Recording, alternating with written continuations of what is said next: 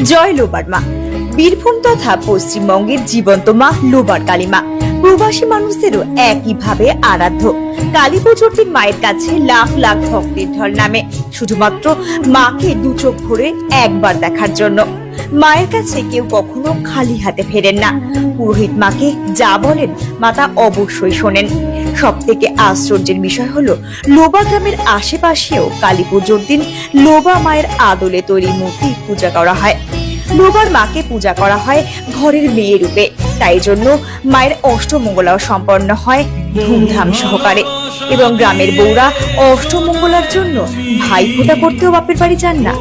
কালী পুজোর দিন এখানে নিশি পুজো হয় এবং যাত্রাপালাও অনুষ্ঠিত হয়।